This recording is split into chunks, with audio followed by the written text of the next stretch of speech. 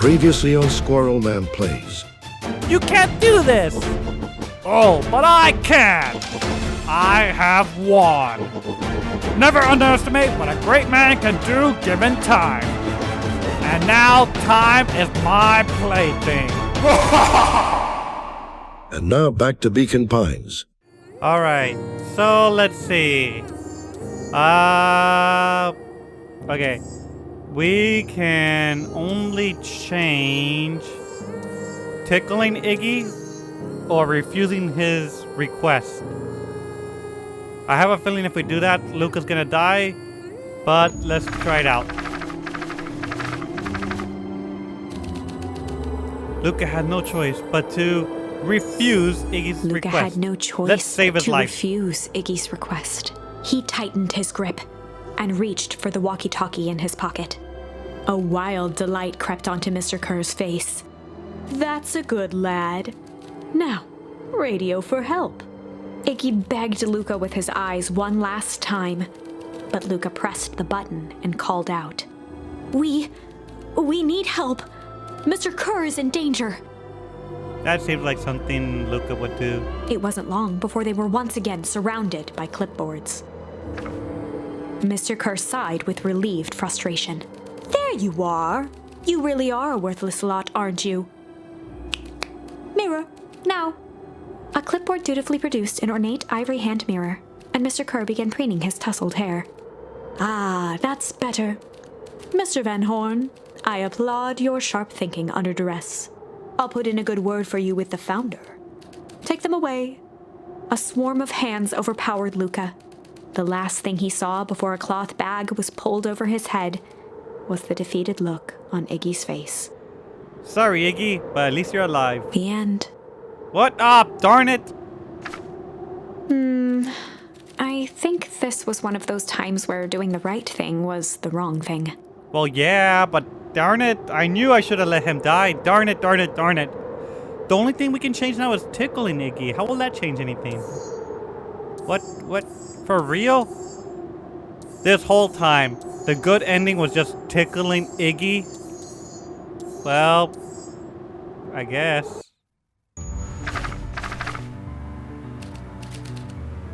Time to bust out the smack! Darn it, Tickle, fine. Well, time to bust out the tickles. I'm not a fan of this path. Hey, Tish, wanna see something cool? Yup. Check it. Beck lunged forward and began to tickle under Tish's arms. Yup. What the? Tish, is she tickling you? Yup. Yup. Yup. Tears began to form in Tish's eyes as she gasped for breath between gales of laughter. Yup. Beck redoubled her efforts until Tish finally had enough. Yup. What just happened? She seems nice. Sorry for the interruption. I think you were just threatening us. Iggy's eyes darted around, a realization dawning on his face that he was now outnumbered. Hey. I just remembered. I have somewhere to be. See you around, you kid. Iggy kicked at the puddle before making his escape. No! Whoa. What a little creep. Beck, I think you got a little ooze in your hair. Beck shook the ooze out of her hair as best as she could. Oh no, not Beck. Is it bad?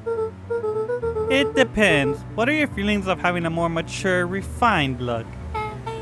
Oh God. Oh. Chapter 4. So, okay, one thing that's always bothered me is if you see the images of Beck online, like of her sprite, she always has like that tuft of blue hair, but when she's not wearing the beanie, her hair is all black. So I always wonder what that blue thing was supposed to be. Was it supposed to be her hair? But she never has it. I guess now it's gonna be grayish. The best policy. Luca paused for a moment, catching his breath. He'd only just met Beck, and somehow he already managed to drag her into this mess. Yeah, poor Beck. Hopefully he could make it up to her. But finding Rolo was his primary concern. So it aged up Beck's hair just like it aged up Luca's mom, Eleanor, into GRAN. I'm gonna go in the puddle. Yeah, I can't. Okay. Beck, I'm sorry. Oh. Ooh. Luca, what the hell are you doing out here? And why did a kid with gray hair just run past us in a panic? Roxy and Fitz looked drained.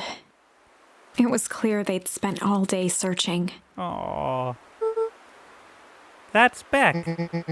I don't care who she is. What happened? We were just helping look for Rolo.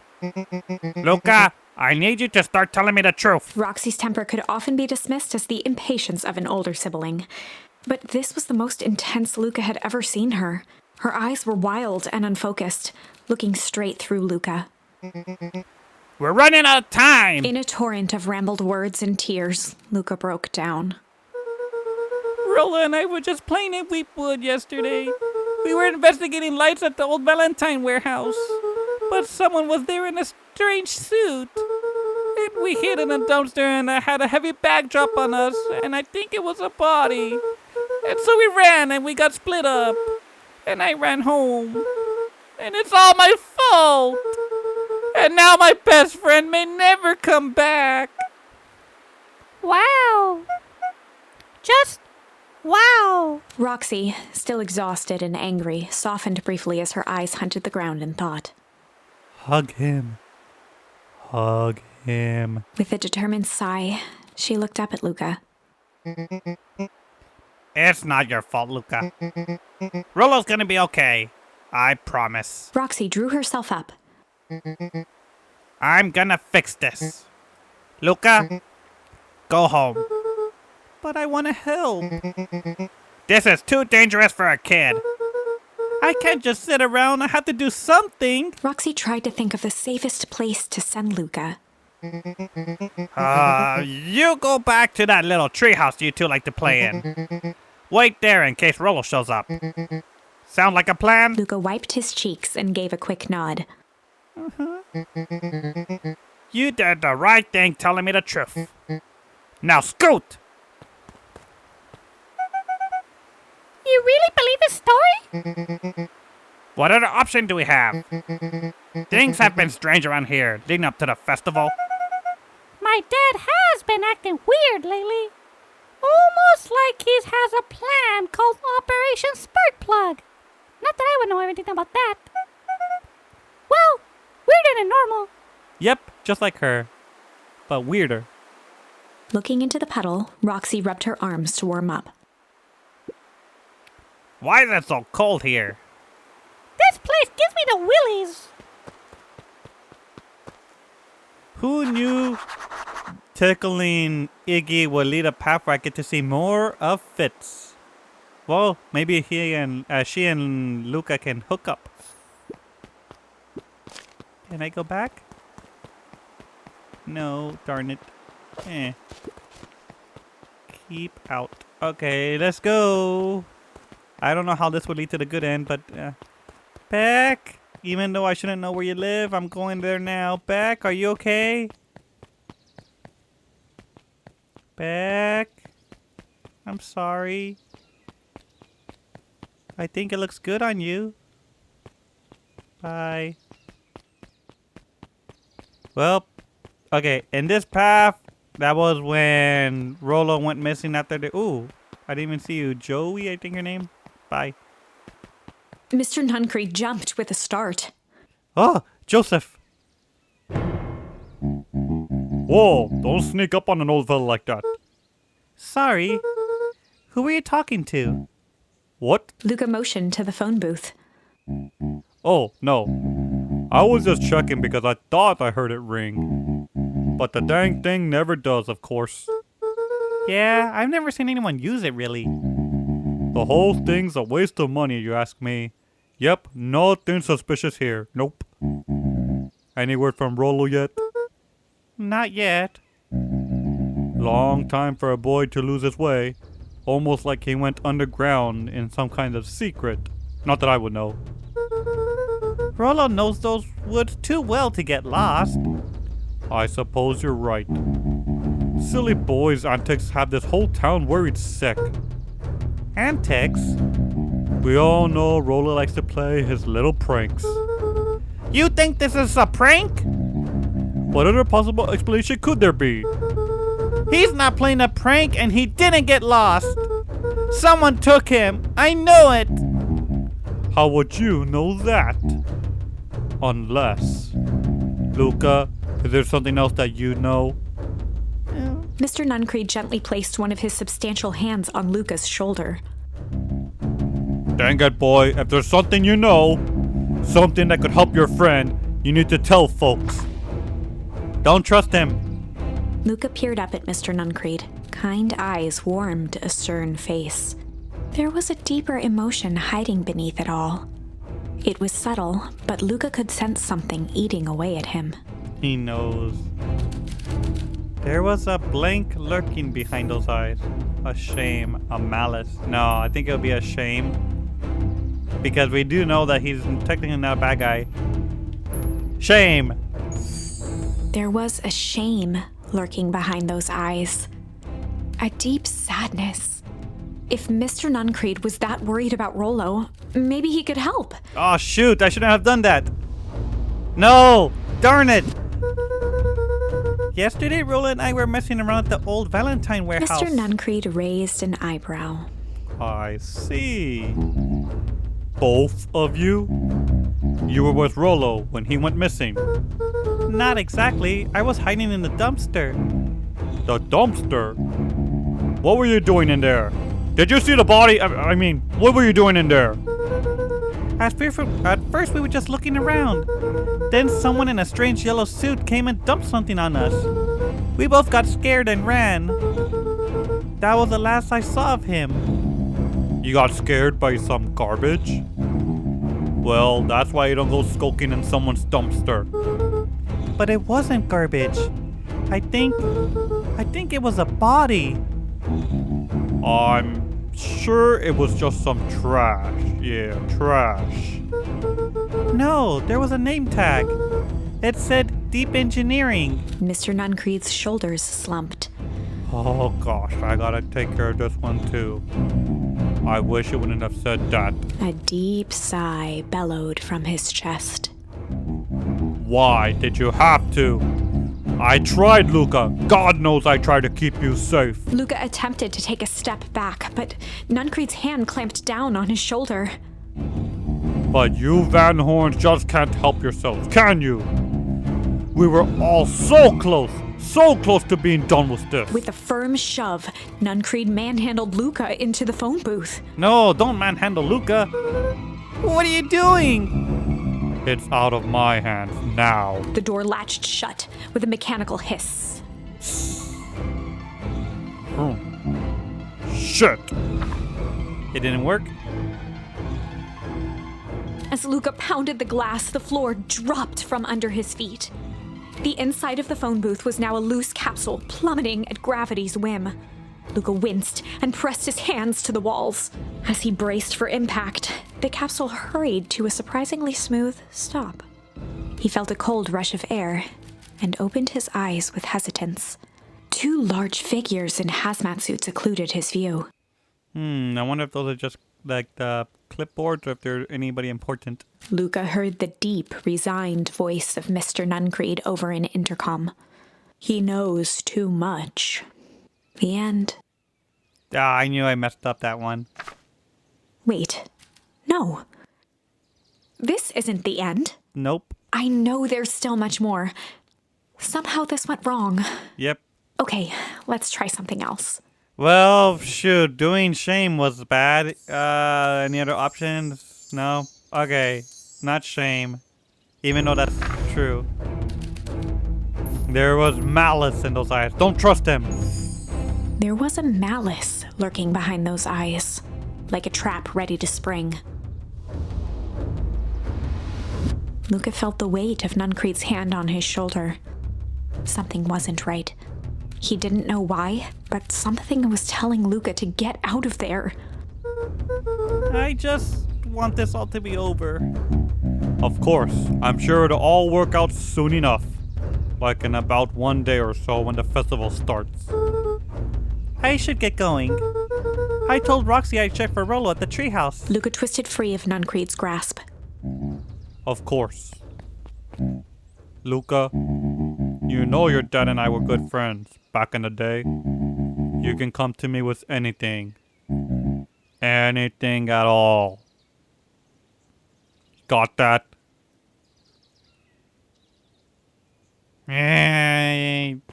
I know your secrets, Joseph. I know your secrets.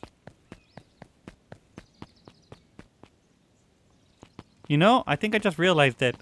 Why does every time he walk by himself? That's what I did last time too. Okay. The mechanics shop. Maybe that was, what's his name? Jeff.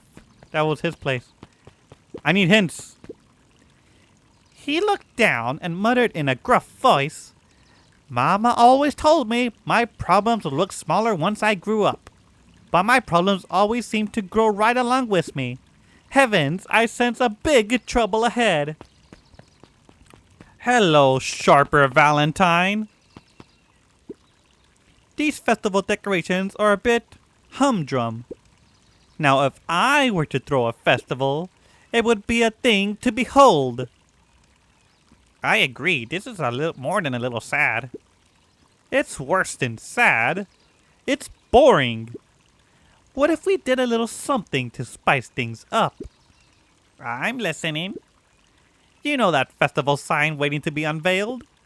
It would be a shame if someone... The two scurried off, eagerly formulating a plan. You see, that doesn't seem like something... I know he changed it to like Sharper Valentine Festival, but... Yulson, who is he supposed to be? Or just somebody who doesn't know that he's actually Sharper Valentine? Hey, Piper. Nothing to talk about? Okay. They really hid his true identity well. Only like hint was like that he likes licorice. Because only like old people like licorice. Okay. Diner with Dawn. Maybe she knows something. Dawn. Hey, Dawn. Ah, is it true about Rolo? Yeah, he didn't come home last night. I wonder if it's connected. Connected to what? I was checking in on reports about increased activity around town. What sort of activity? Windowless trucks, mechanical noises, strange lights. Your typical shady stuff.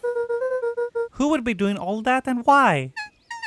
Well, I have a few leads. The Valentine family is always suspicious. Perennial Harvest certainly has the resources. Do you have any idea where Rolo could be? The best place to start looking is where the trail went cold.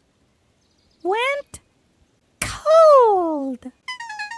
Where did you see him last? We were in Weepwood. Right by Valentine's fertilizer. I'll check out Weepwood when my shift ends. I do my best work at night. I am a bat after all. Good night, Dawn. Thank you for helping me. I guess Mrs. Fratelli is getting ready for the festival. Nope, she's getting ready. You know what? We never actually saw Mr. Tolliver and Mrs. Fratelli after that one night. She was waiting for Mr. Yeah, oh, there we go. Oh, we finally get to see more of Beck's parents. Identify yourself, please. Nellie Moedwill. I work here now. I am unable to locate you on our staff roll. Oh, I don't officially start until tomorrow. Mr. Kerr said I could come in early tonight to get a few things done. Hold, please. Clearance authorized. Thank you. Our harvest awaits. Can she get me in?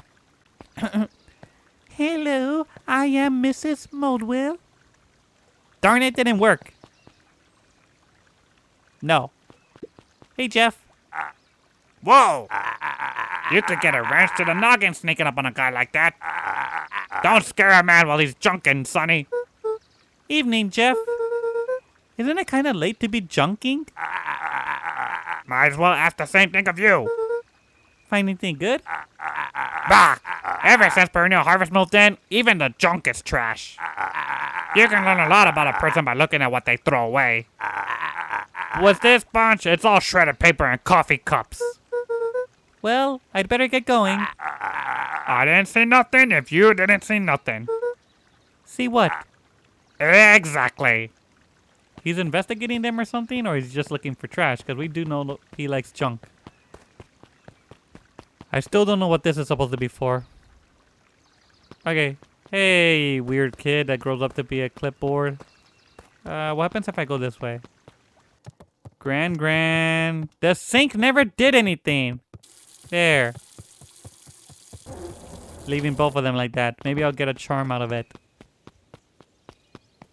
Being wasteful or something. I'm leaving them like that.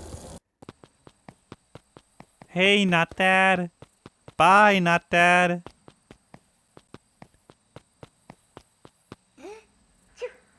There we go. It's been a while since he actually sneezed. I didn't think it would do it again. Nothing here. We never got to see outside of Beacon. Well, technically we did see outside of Beacon Pines, which was actually the real Beacon Pines. But you know what I mean. Hey, Mr. Fisherman guy. Anything new with Dad? Go pick out your bait from the tackle box, buckaroo. Ooh, we got Crooked. Luca tied a bent nail onto the line. That's dangerous. If all you have is a hammer... I don't know the rest of that phrase. Yay! Time to stab a fish. Yep, here we go. Stabby, stabby. Am I actually gonna catch a fish this time?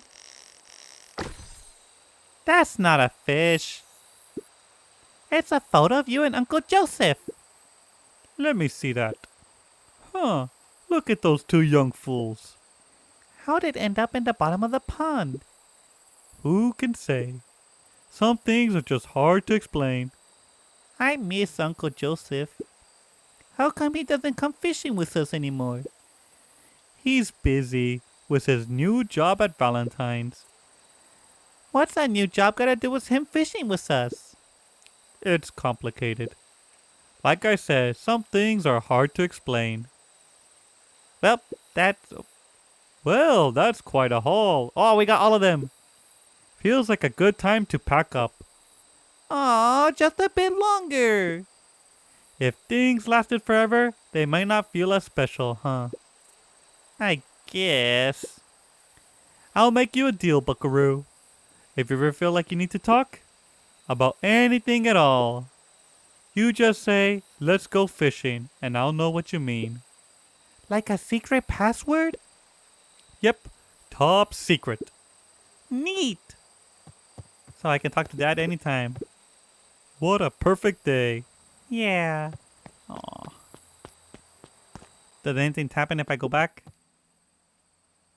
Will he say any lore?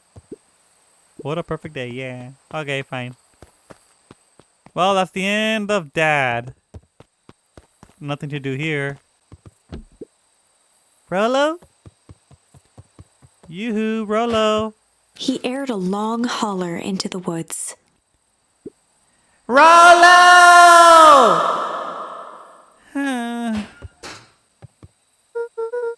Rolo, wherever you are, I hope you're okay. Luca felt his eyes getting heavy and plopped into the beanbag.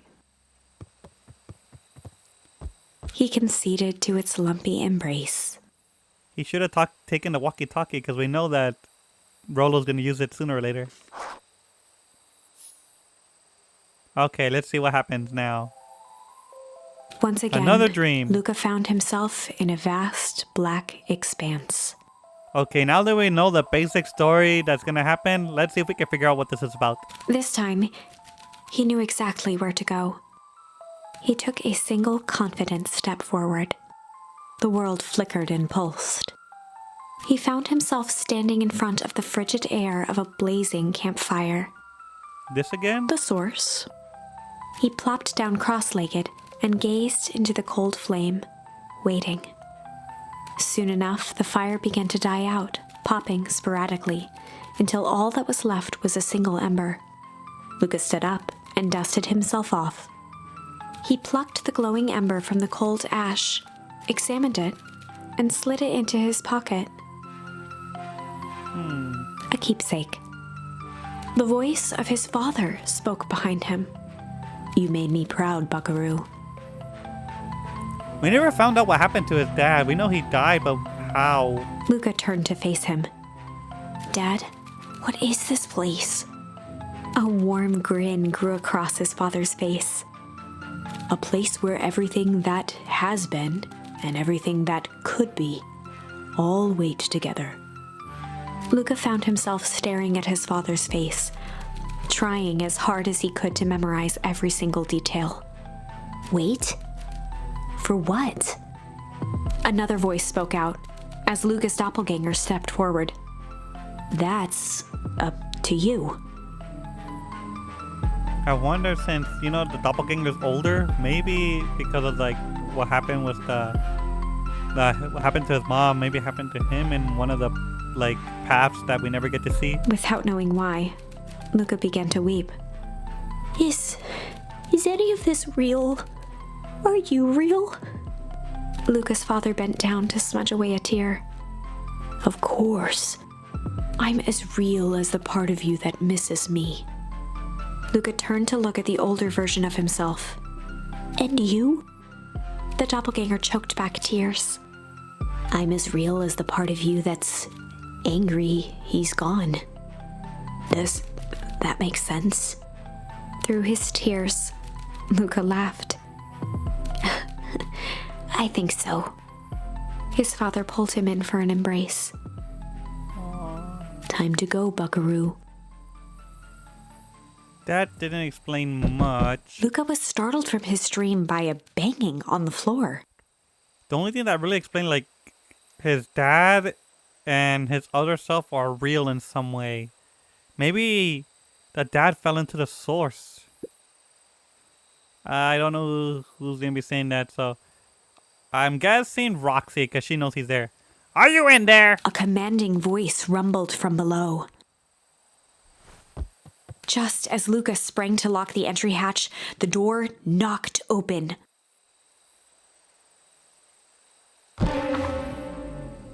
What? Chapter 5. What? Who was it? Dangers big and small. Luca stumbled back. He heard the rope ladder creak under significant weight. Keeping his eyes fixed on the hatch, he inched backward to the balcony. As his hand grasped the door handle, Luca froze. A large figure clumsily wriggled up through the hole. Is it going to be Mr. Nuncreed? What the? Stop right there! Or I'll... Sheesh, I know it's dark and all, but I figured you'd recognize me. Who are you? The large figure cocked its head inquisitively. We both know what happened to Rolo somehow. Stop, or I'll clobber you with that baseball bat! Whoa, take it easy. Luca, you need to get your eyes checked. It's me, Rolo. Nice try, but I know you aren't Rolo. You're like one of his random uncles or something. Where is he? Uncle? Luca, quit messing around. It's me. If it really is you, prove it. Flaming chicken coop, Luca. Luca's jaw dropped. He peered more closely at the man standing in front of him. I can just imagine how confused I would be in this part if I didn't know what just happened to him. Something about him was undeniably Rolo. Only bigger, older, changed. Like a dangerous animal. How? What happened to you? When I was running away, I ran into more people in those yellow suits. They grabbed me and dragged me away. What? Where did they take you? Don't know. They threw a bag over my head. It was cold and smelled like a swimming pool. I think it was an underground lab or something. They made my hands all big. Look. Rollo proudly presented his hands to Luca. Pretty sweet, right? I mean, I wouldn't be my first pick for a superpower, but beggars can't be choosers. Rollo, it wasn't just your hands.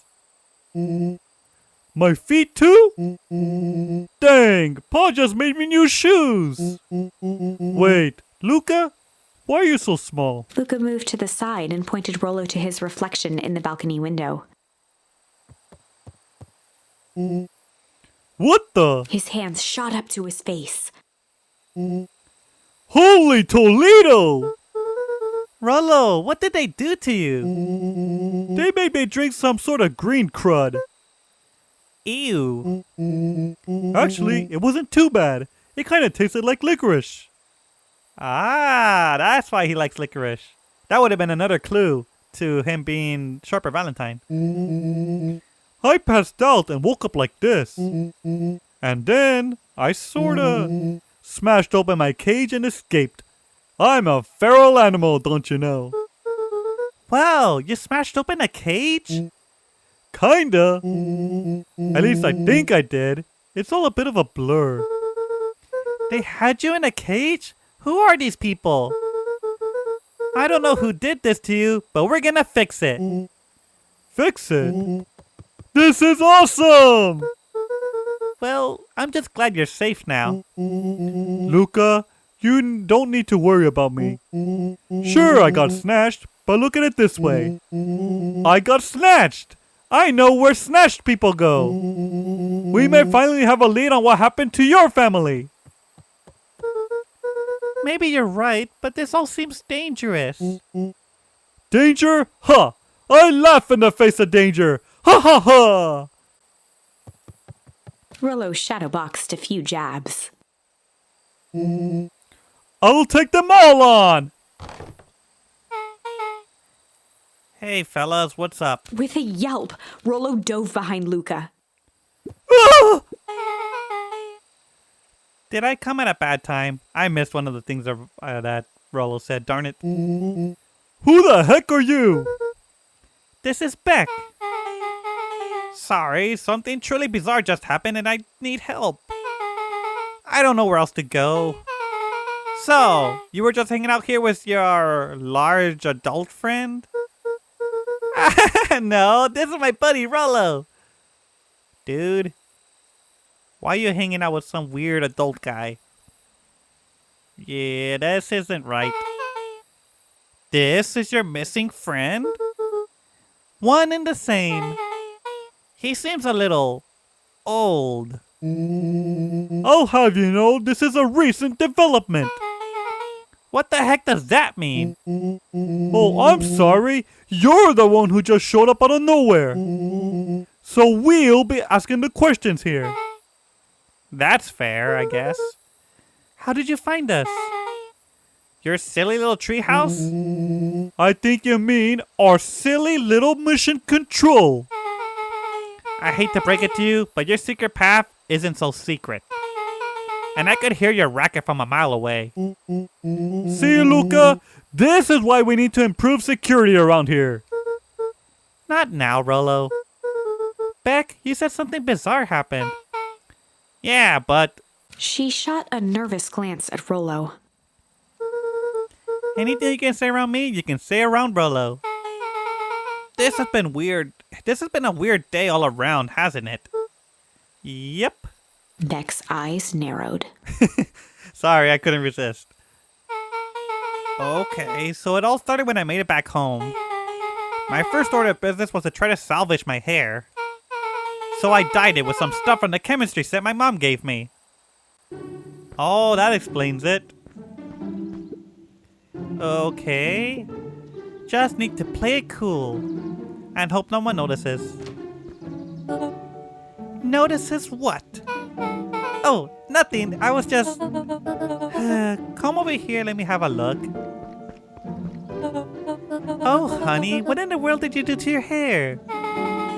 I just kinda felt like a change. Like a dangerous animal. This is gonna take forever to grow out. You were the one who said that change was a good thing, right? I was talking about your mother's new job. I was talking about us moving. Well, I guess I took your lesson to heart. Ilona tried to put on a smile.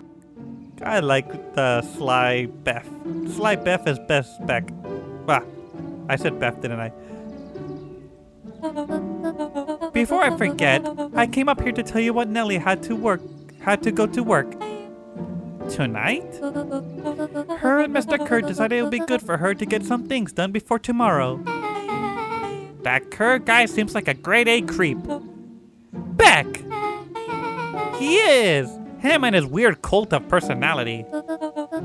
You are not going to ruin this job for Nellie. It means too much to her. Oh, I know exactly how much it means to her. It means enough to her to exile her daughter to this podunk town. I never heard podunk before. That's a weird word. This place sucks. The people are weird. You just don't know them yet.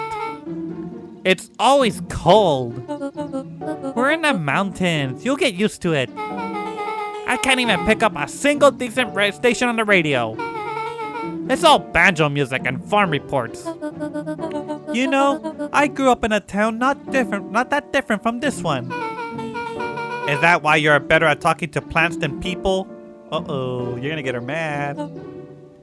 Okay, so here's what we're gonna do. First of all, you're grounded. What? In the morning, I'll have Nellie come and see what she can do about fixing your hair. You need to look presentable for the festival.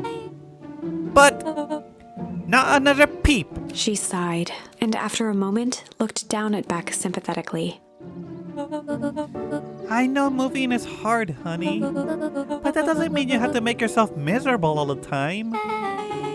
Other people seem to have that covered for me.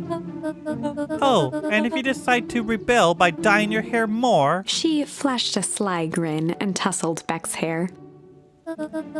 I'll just shave it off for you. Think of how rebellious you'll look then. Very funny. Thank you. Good night, sweetie. Good night, Mom. Wait. Okay, before I keep going, I love the relationship between them. That's so cute. First of all, this town does not suck. Second, you need help because you got grounded? No. I'm sorry I got you in trouble. It's my fault your hair got screwed up in the first place. Don't worry about it. I actually kind of like this look. Great. Can we get back to the story now? This next part is the important bit. I had this radio I upgraded with my mom, and I was too angry to sleep. So I tried dialing something worth listening to.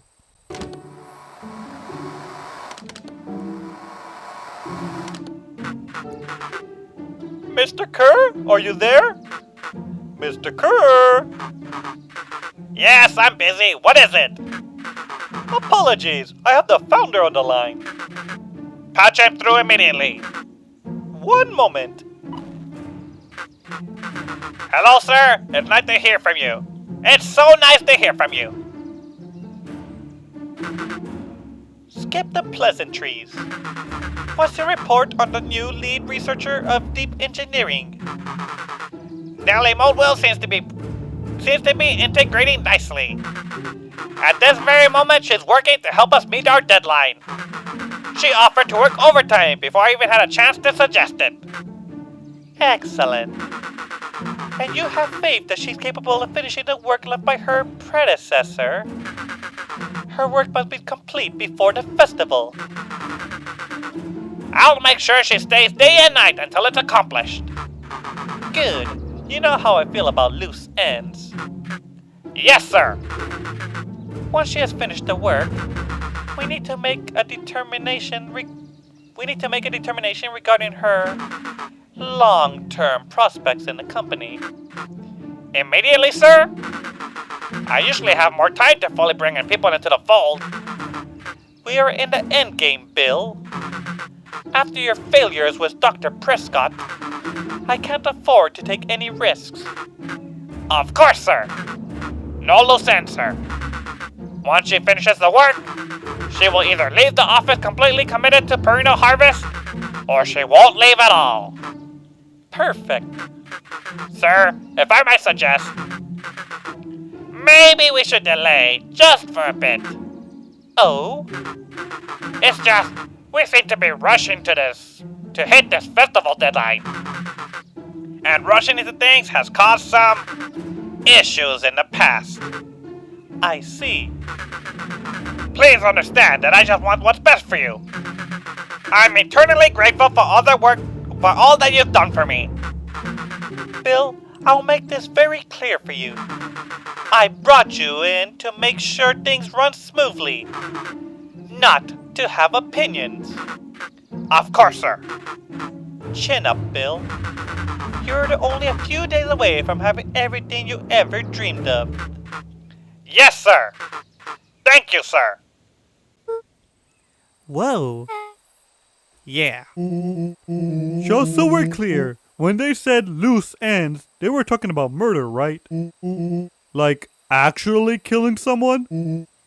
Capital murder? Luca gave Rollo a quick elbow to the ribs. Who's this founder? I was hoping you guys would know. No. As far as we know, Kerr is the top banana perennial harvest. He sounded scared of this founder guy. So, we have an even topper banana on the field. What the hell is my mom caught up in? Has she talked about the job much? Not really. She just said she was going to come in and continue the work of someone she respected.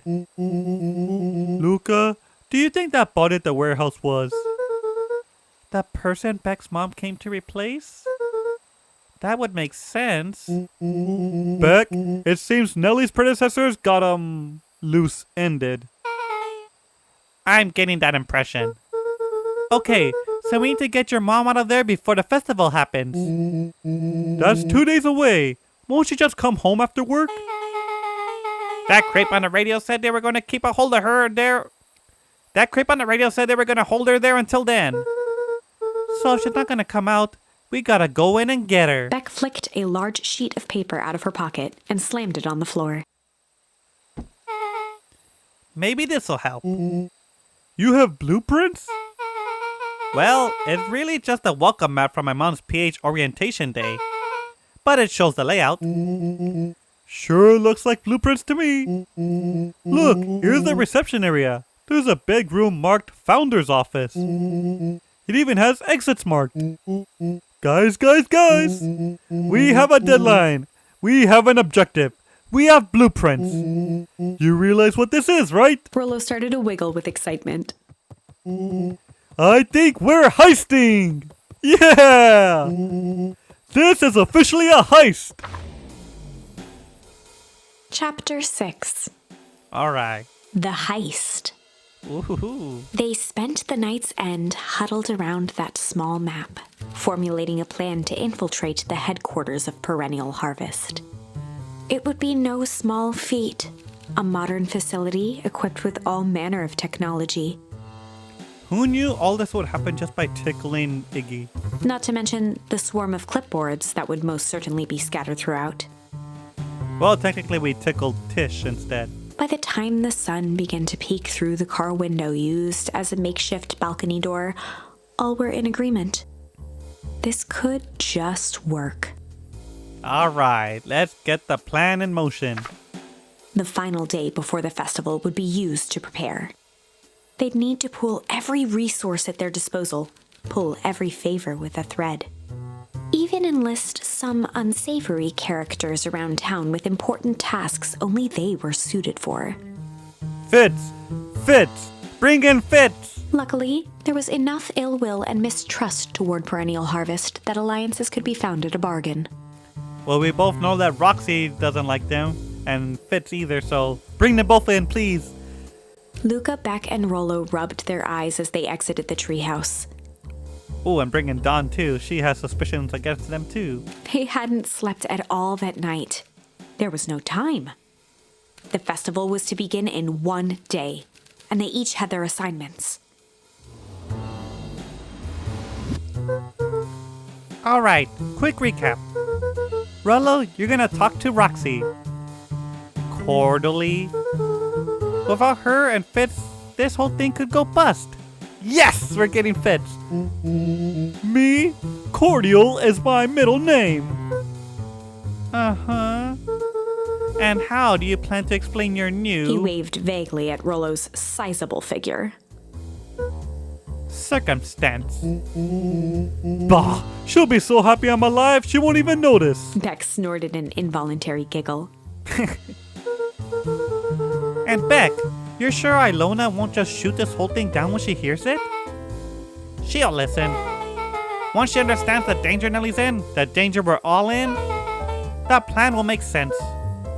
Okay, that leaves me with Jeff, then Iggy. Ooh, Iggy too, huh? How are you gonna persuade them? I'll think of something. They each looked at each other with sleepy confidence and nodded. Alright. Well, Godspeed. Enlist the help of Jeff. Enlist the help of Iggy and Tish. Enlist the help of Roxy. Enlist the help of Fitz. Enlist the help of Ilona. Alright. Nothing? Okay. I would suggest getting some rest, but yeah, we need to get started. Let's see. Jeff. Where the heck would Jeff be? He's not here anymore. Would he be in that one mechanic shop that's been closed down? Ooh, let's go over here first. How come we're not enlisting Dawn? Hey Dawn, you won't believe what just happened. You ever wonder why an agricultural company employs an army of survey taskers? The clipboards? They're just there trying to make us happy. Do they want to make us happy? Or just figure out what makes us happy? Or just figure out what makes us happy? An important distinction. She's no fool. Oh, are you not gonna go back to sleep? Okay. Mrs. It's always locked. I'm so hungry. Okay, let's see here.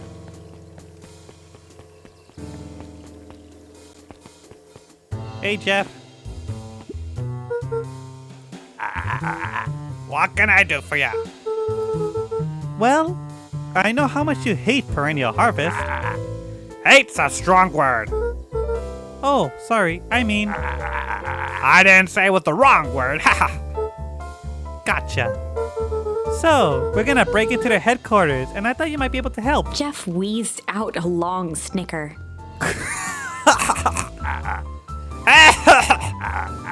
You see? I knew your kids were all right. Great. So you'll help? The joy in Jeff's face drained instantly. Not a chance.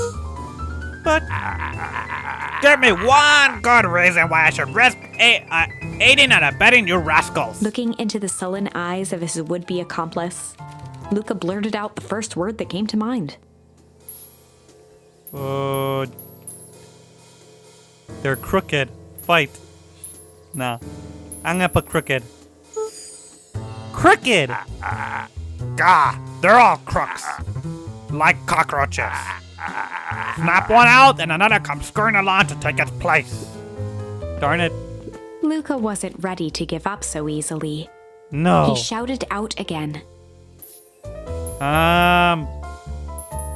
Junk. He likes junk. Junk! Yeah, what of it? Sonny, I got more junk than the king has copper. Ain't interested. Darn it. Fight? Fight! I've done enough fighting for one lifetime and more than my fair share of listening. Time's come to hang up the gloves. Darn it. Hide? Hide! Jeff's brow perked up. What'd you say? Go ahead and hide then. Sensing some traction, Luca carried on with vigor. Let a bunch of kids do what needs to be done. We're not afraid. Jeff's scowl faded with a sigh.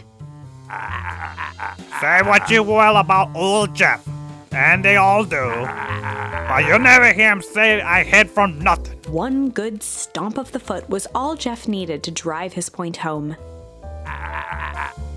What was it you kids needed? Some sort of disguise. I've got just the thing. And while we're at it, that crate should come in handy. This ain't gonna be free, you know. I'm thinking 5 bags of sour gobs should cover it. Put it on my tab. Luca offered out his open hand to seal the deal. With a firm and dusty grip, Jeff reciprocated. You got it, kid. Done. Swing by first thing in the morning. Alright. I'd never expect like the first option to work. Hey Kato. Hey Jace. No spoilers. Nothing here. I like the music. Mr. Non-Creed. Joseph. Oh boy, here they are. First, before I talk to them. Nothing. No more ooze. I can't even go that way. Okay.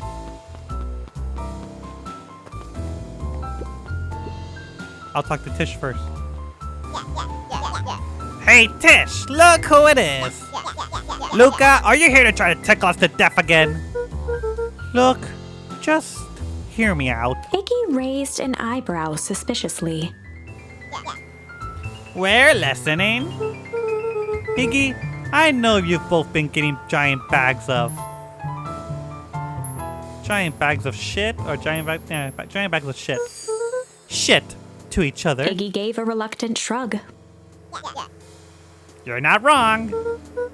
But lately, life has been kind of hard. Hard, you know? Hard. Yeah, well, life's always hard. Get over it. We ain't interested. Darn it! Luca knew they'd need Iggy and Tish to pull this off. He tried again. Iggy, I know we've both been in giant bags of shit to Iggy each gave other. a reluctant shrug. You're not wrong, but lately life has been kind of crooked. You know? Crooked. Yeah, well, life's always crooked. Darn it, Iggy, you're making it really hard to like you. Iggy gave a... Kinda strange, you know? Iggy considered the point. Things have been weirdy around here lately. So I'm offering a truce and asking for your help. What do you say? What do you say we break? No, pull. Pull our hostilities, at least for now. Pull. We don't pull away from nothing. Buzz off. Ah! Screw you, Iggy. Strange, Iggy you considered- know. Hide our hostilities for now. Hide. We ain't no cowards. Buzz off. Screw you. Iggy considered... Break our hostilities, at least for now. We do like breaking things. Even if a truce means less breaking things. What if I told you there was a way to have a truce and break stuff? Go on. I need you to cause a distraction so I can sneak into Perennial Harvest HQ. A wild-eyed grin spread across Iggy's face. My, Luca Van Horn. I'm impressed. After all this is done, maybe you and Tish can come hang out at our treehouse sometime. We both know Iggy would love that. Iggy glanced over to Tish, who nodded in agreement. Fine. But not because we want to see your crappy treehouse. We just like to cause chaos. With a quick nod, Luca was off. Alright. Stupid Iggy. That was way harder than it should have been. Did you hear that, Iggy Tish? gazed up at Tish with a smile. He invited us to hang out at the A treehouse. single tear ran down Tish's cheek. I never expected this day to come. How wonderful! Whoa. Chapter 7. She speaks. Into the hive. A good heist requires preparation. And thorough preparation takes time, something they had precious little of. So far, everything was in order. Jeff, Iggy, and Tish all agreed to do their part. Beck radioed Luca that night with a simple and covert message. "We're locked and loaded on my end." And Rolo, after a lengthy confession, managed to persuade Roxy and Fitz to help. Oh, it actually worked. He stowed away in mission control for the night to avoid attracting attention. Rolo, being uniquely suited for the role, would be the first to breach perennial harvest. The outfit provided by Jeff wasn't perfect, but a convincing disguise is 10% wardrobe, 90% confidence. I wonder what they look like. Rolo took a few vigorous breaths and shook out his arms. I see his mustache. Just stay calm, Rolo. You can do this.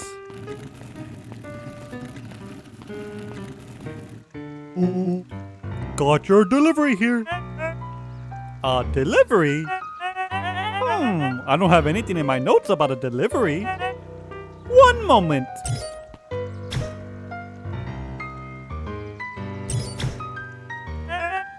I'm so sorry, but there's no delivery scheduled for this morning. Right. He had to think quick. That's because this goes directly to the founder. He asked that it be kept secret. Rolo sighed, adjusting his tool belt. You know how the founder can be. I suppose we can leave this one off the records. Good job, Rolo. Or harvest the weights and such. With a stroke of his mustache, Rolo proceeded into the Perennial Harvest headquarters. Our harvest awaits. Package here for the founder. Oh? I didn't hear anything about... Yeah, this is a need-to-know kind of thing. I'll just check. He stammered and flipped through the pages of his clipboard. This goes directly to the founder. I don't have time to fill you in. Oh, I see. If he could just complete this form. Rolo interrupted with urgency in his voice. Every time with the forms. Look, if you just want me to explain to the founder why I'm late, well, it's your funeral. I'm sorry. What did you say your name was again? I'm... Rolo panicked. Or harvest the weights. Sir? That's a restricted area. Excuse me, sir. Or harvest the weights. Ready to light this candle, Tish? Yup. Suck on this, perennial ham fist.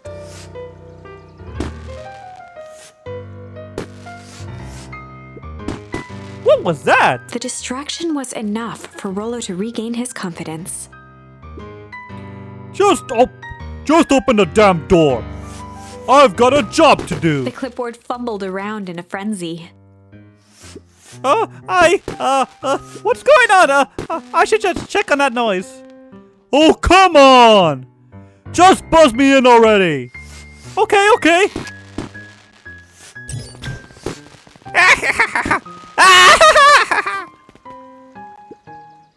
Phew! That was close. Our harvest awaits. Hey, I figure, when in doubt, stick with the classics. Well, that was a close one. But you pulled it off. Nice work, Rolo. Alright, who knows what to do? Everyone knows what to do. Yep, deep engineering is to the north. I'll go with Beck, in case she needs some muscle. Ooh. I'll head east to the founder's office. You two be safe. Locate Solomon's office. Oh, I actually wanted to check the other door first. Deep engineering wing. Beck and Rolo have that covered. What happens if I try to leave? Perennial harvest reception. Better not head out that way. Okay. I wonder if I can get any more charms. That's odd. There's not even any cups for the water. COVID.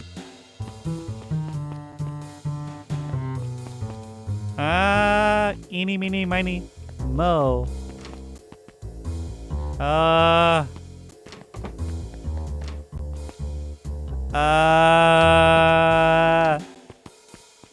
hope I don't accidentally go the right way. Oh, I did. Darn it! Solomon? Solomon stopped in his tracks. Luca? What are you doing here? It's a long story. Are you okay? A veneer of confusion flashed across Solomon's face. His words rushed out dramatically. No, I am most certainly not okay.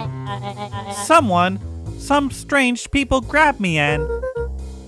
Were they in hazmat suits? Yes, how did you know? They brought me here and locked me up, and when they were distracted, I ran. Dang, okay, you should stick with me. We've got a plan. Solomon's facade briefly faltered. We?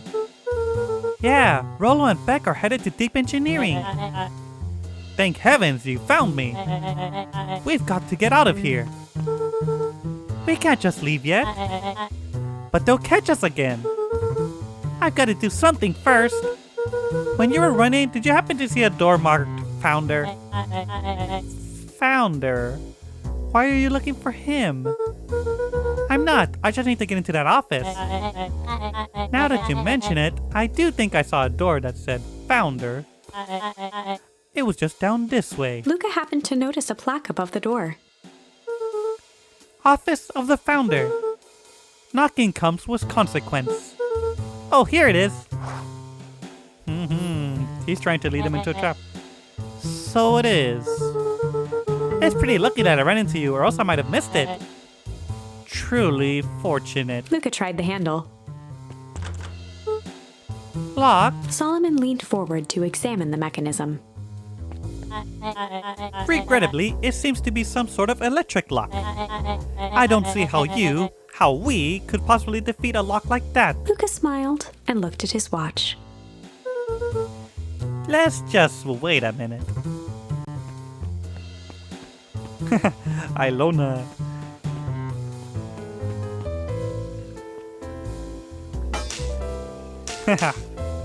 Good job. I don't know what sort of funny business you're up to, but I like it. She mimed a quick hat tip and ambled off with a whistle. Howdy. Good afternoon. The light on the keypad changed from red to green. How did you do that? It's good to have friends. Quick, let's get inside before someone spots us.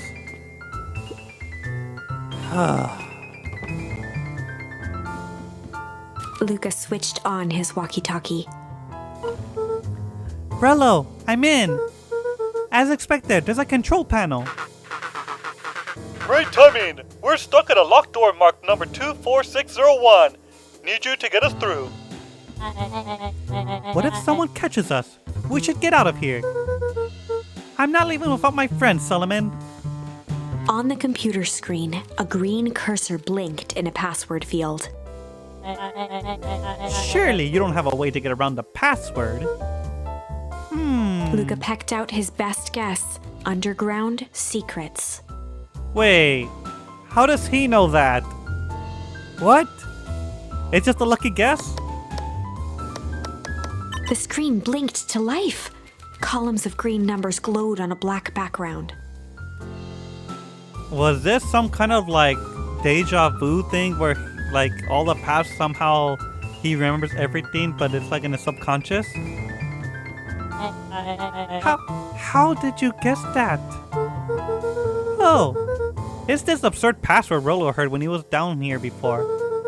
It's funny how someone arrogant enough to call themselves the founder uses such a basic password. Or they were thinking several moves ahead, not expecting anyone to guess something so simple. These villain types always end up outsmarting themselves. Solomon's jaw clenched into a half smile. Your powers on deduction are as impressive as your luck. Luca quickly scanned the columns for number 24601. Rolo, I think that should do it. Bingo bango, doors open. Luca, you never fail to impress. What is that slippery lout even doing down here? We have a friend whose mom is in trouble. We're here to get her out. I see. Oh, Luca, I think we're close. The next door's marked number 13806. Once again, Luca scrutinized the numbers on the screen. What a weird pattern of numbers. In that moment of distraction, Solomon reached forward and pressed a large red button. Dang, dang.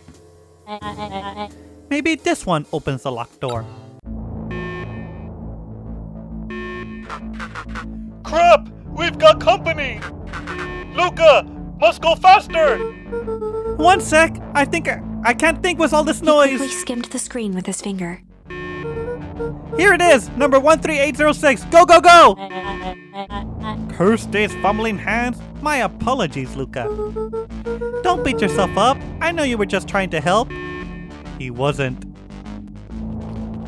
Oh gosh. Here we come!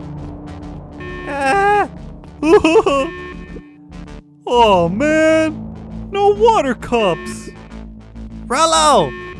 Oh, I'm thirsty. Ah.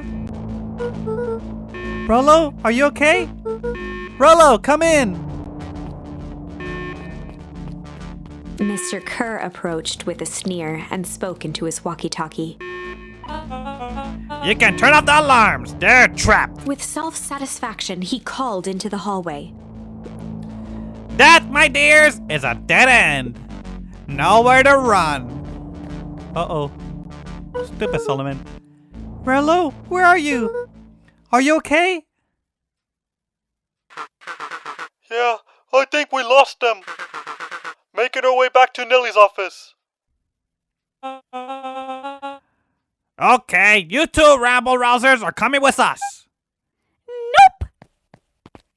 Oh, yeah. Make a break for it. Did that little shit just kick me? Don't just stand there. After them. I love them. Okay, I think that worked. Roxy and Fitz had them on a wild goose chase. I'm having trouble following what just happened. Like I said, it's good to have friends. Rolo, how long do you think Roxy can distract them? How long can Roxy keep someone so pissed off they can't see straight? Let's just say, we've got time. Entering Nellie's office now. Mom! Oh, honey, what did you do to your hair? I thought you'd be happy. I finally used the Young Chemist Lab kit. You sure have a knack for making me incredibly proud. You sure have a knack of making me incredibly proud in the most frustrating ways. We need you to get out of here. We? Who is your adult friend? Oh, I'm not an adult. Ever heard of a growth spurt? I had more of a growth spew. No, that's not possible. Nellie leaned over to examine his teeth. Substantial banding on the enamel of this molar is consistent with Tempest liquamine exposure. Is that what you call the gunk they forced me to drink? You drank it? Oh no! They told me it was only being tested on plants. Oh, Beck, sweetie, I promise I didn't know. Mom, what the hell is going on in this place? I was brought here to work on the discovery of a lifetime. A novel chemical compound that was discovered under Beacon Pines in a wellspring they called the Source. They named it Tempest Liquamine. It pulls energy from the surroundings in order to fundamentally alter matter's relationship to time. It was a secret to Valentine's fertilizer. They harvested the source, infusing small amounts of Tempest Liquamine into the product. It worked wonders, drastically accelerating plant growth. Crops will be ready to harvest in a fraction of the time. But it led to complications. The foul harvest? Perennial Harvest came in to clean up the mess, to succeed where Valentine failed. But Tempest Liquamine is rebellious. Rebellious? You can think of it as a manifestation of change itself. It's like a wild animal. It's volatile, but its very nature. So, the more you try to force it to do a specific thing, the more it resets, yes. I can relate to that. My role was to finish the work by my predecessor, Dr. Prescott. Harnessing Tempest Liquamine to reliably manipulate an organism's age. Just imagine how many people we could feed. Mr. Kerr was very insistent that we achieve a successful result by today's festival. But you didn't, right? Nellie sighed.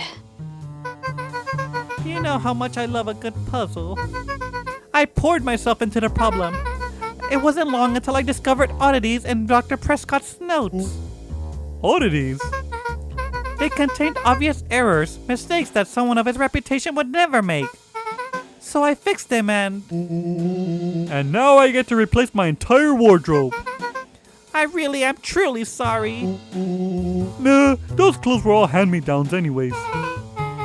It sounds like Dr. Prescott got it figured out, got cold feet, and intentionally sabotaged his own work.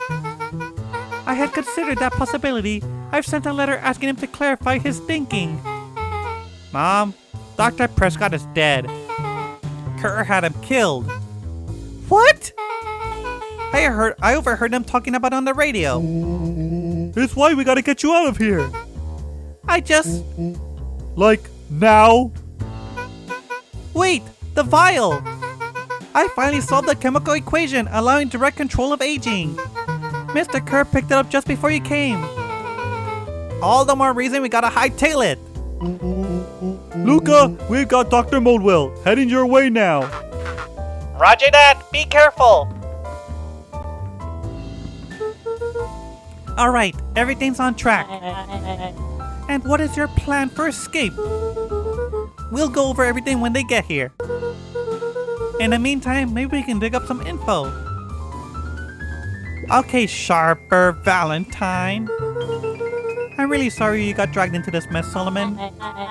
You needn't worry about me. Well, I feel bad either way. We're gonna get you out of this, I promise. With a subtle, quivering lip, a smile crawled across Solomon's face. Malice 80 proof whiskey. A hard drink for a hard man. We know what that is. We saw that in the pond when they were fishing. Wow, even his alcohol is arrogant. Solomon muttered inaudibly. I should just smother you right now. What's that? I said I shouldn't bother you right now. Don't be silly, you're not bother at all. Man, so many reveals on this path. And all we had to do was tickle Tish. Let's see what else this bad boy has on it. Security system, time card logs, payroll. You know, for being so evil, this guy sure is boring. Solomon once again muttered under his breath. Just you wait. Huh? Oh, nothing. Luca tugged on each of the cabinets. Dang, this must be the good stuff. They're all locked. Perhaps he's not as careless as you suspected. Nah, I'll get it. Don't worry. Right here in his papers. Whoop, wrong direction. It looks like the founder was helping Kerr plan the festival. Why would such a secretive leader be obsessed with a party? Only time will tell. Luca held his hand up to the ashtray. Still warm. He must have been here recently. They heard the trampling of frantic footsteps from the hallway. Lock it, lock it, lock it! Locked. That was close. When we left Nellie's office, it was swarming with clipboards. We barely got away. Did they follow you? Rolo? Before you start tossing blame around, is it possible someone ordered a pizza? We'd love to hear your thoughts. Definitely not pizza. What now? Don't look at me. I'm officially retiring from this heisting business. We're so sorry for the inconvenience. We just have a few quick questions. Let me just think. Can someone watch the door? Of course. Don't trust him.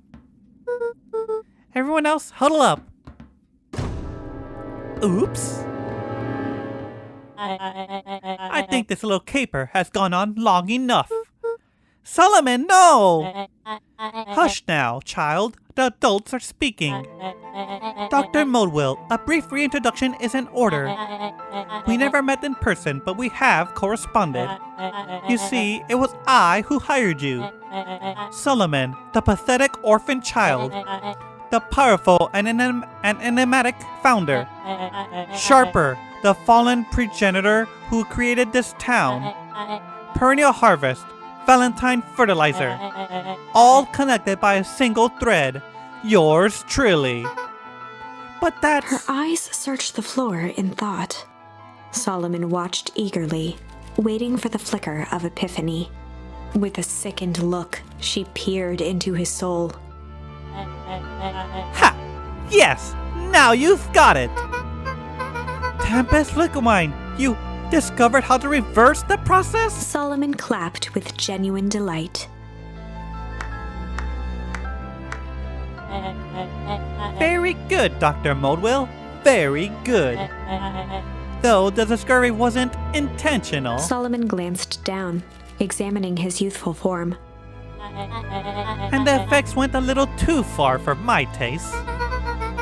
That's why you needed me to finish Dr. Prescott's work. Which you did admirably. Mr. Kerr, the vial, please. Kerr presented it with a theatrical twirl of the hand.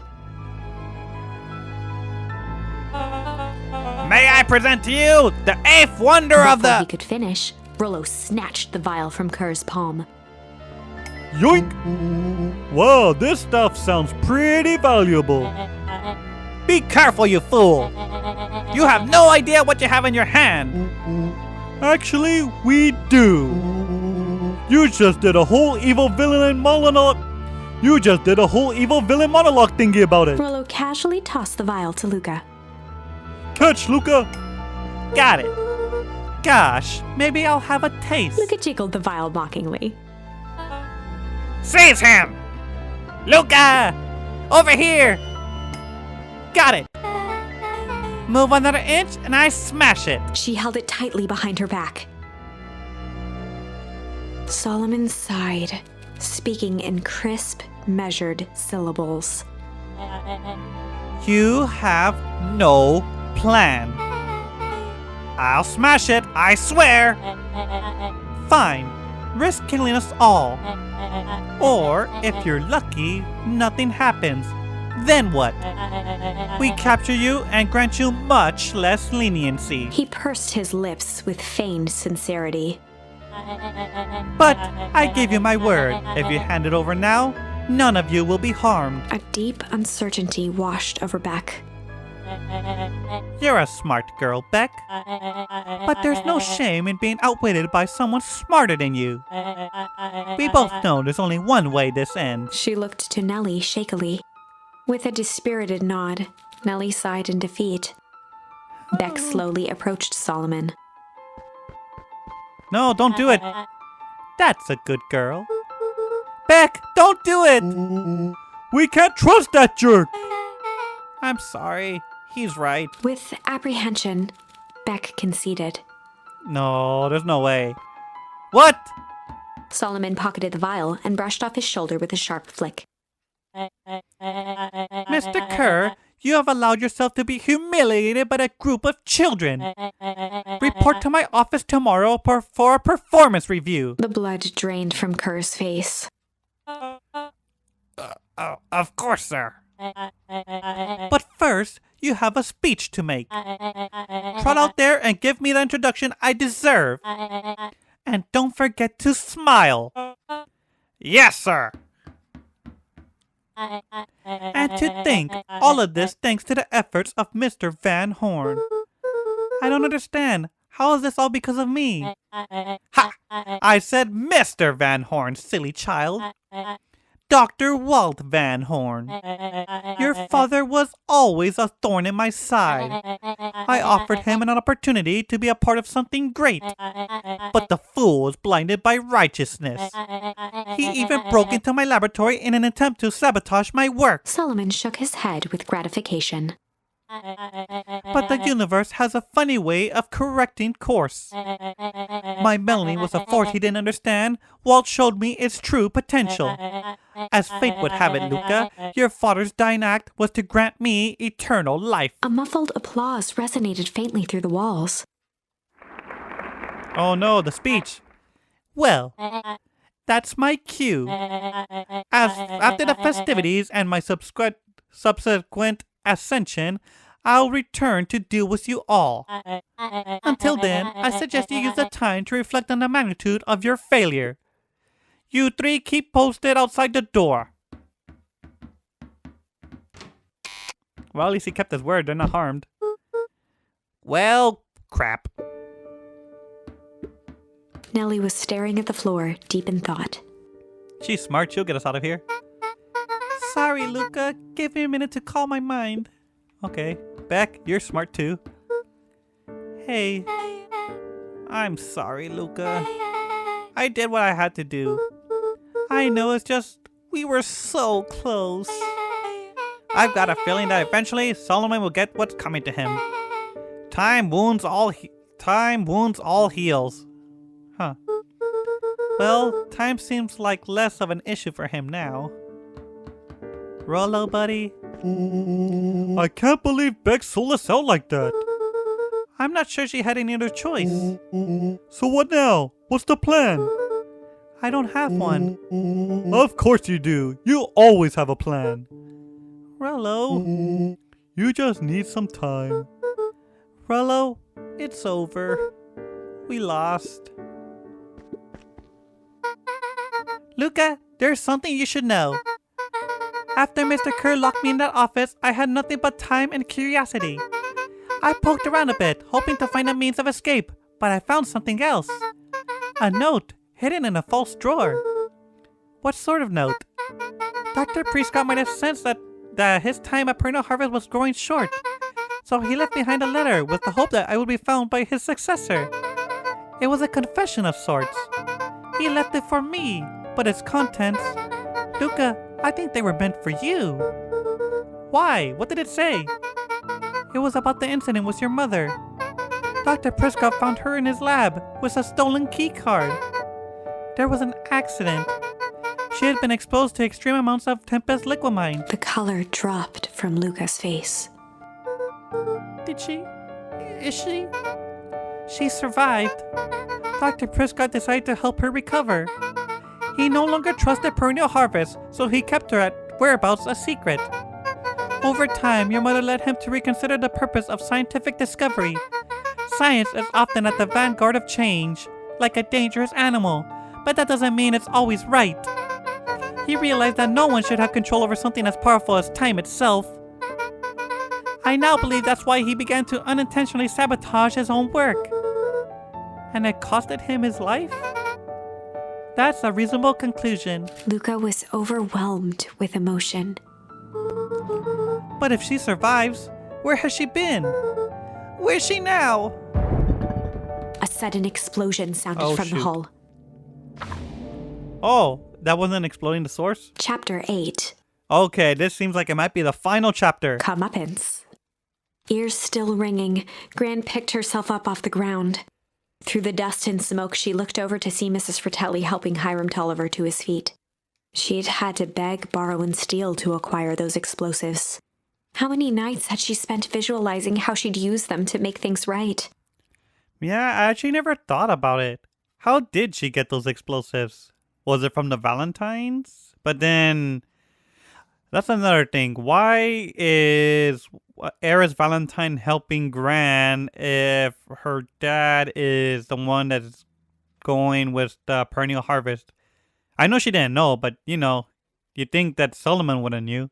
And now, her one shot at destroying the source, that damned hole that swallowed so much of her life, was gone.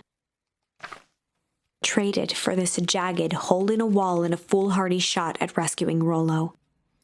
Well, Rollo is very important. With Fratelli and Tolliver at her side, she stepped through. It was a strange feeling.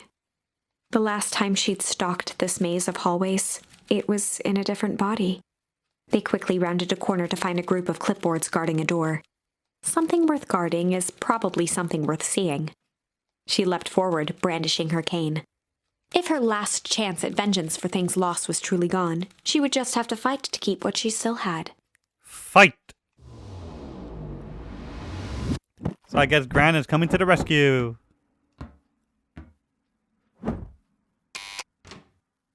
Huh. Ooh.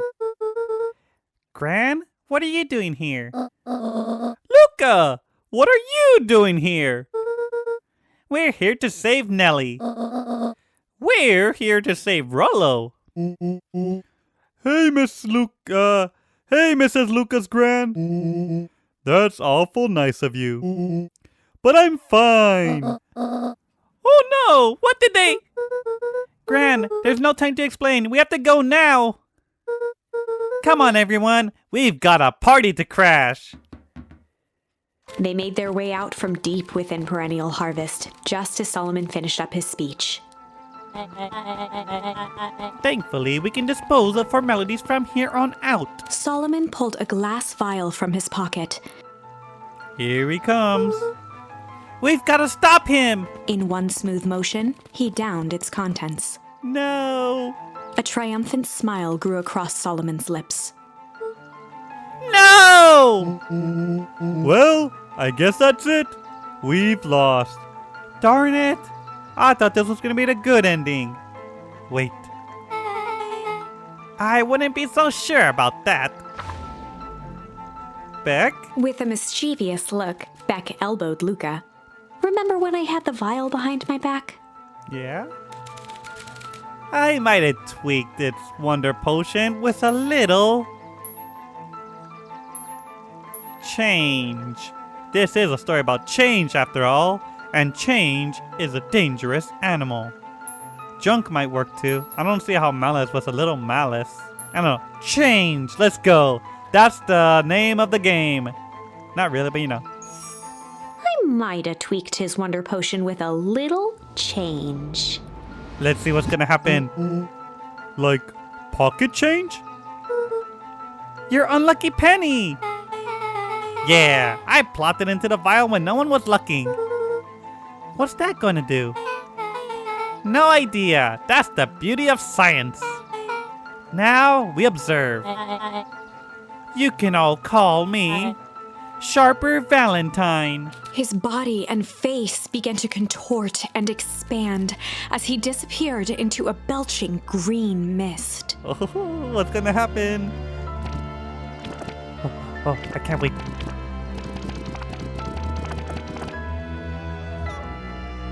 Oh, is he a baby? Holy crap! He's a baby! Yeah, but he's still Sharper, right?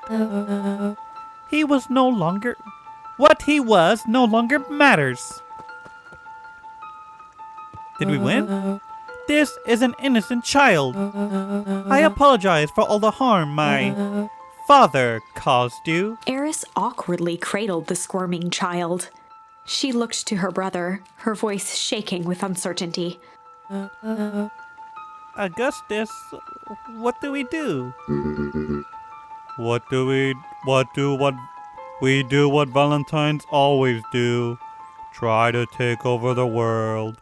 The pinky and the brain, is Pinky and the Brain. What must be done?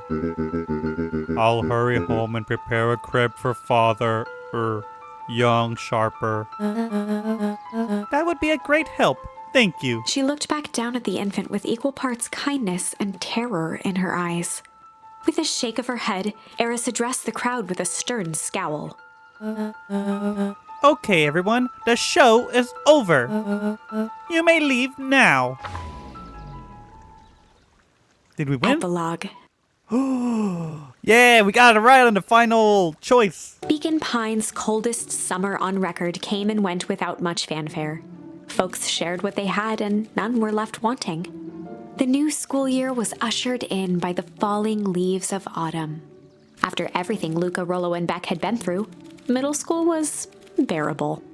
The chill of winter didn't seem to bother people much.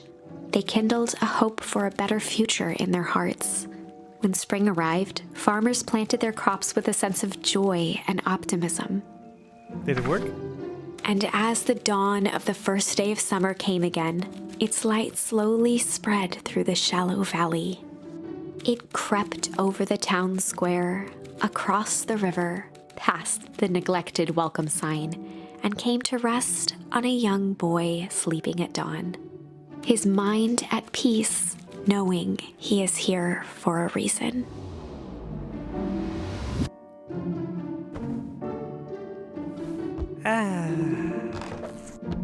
Back to the same old sweater.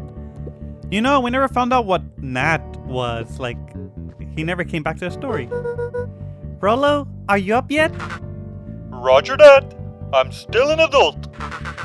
It's a beautiful day at Mission Control. You gonna swing by? Be there in a minute. Check in with Rollo at the treehouse. Yeah, we win. Even though Rollo's an adult, that means he lost a couple years of his life, and GRAN lost a bunch of years of her life. And we never figured out what happened to the source hole, but we win! Over time, Eleanor began moving Walt's old things out of the closet and into storage.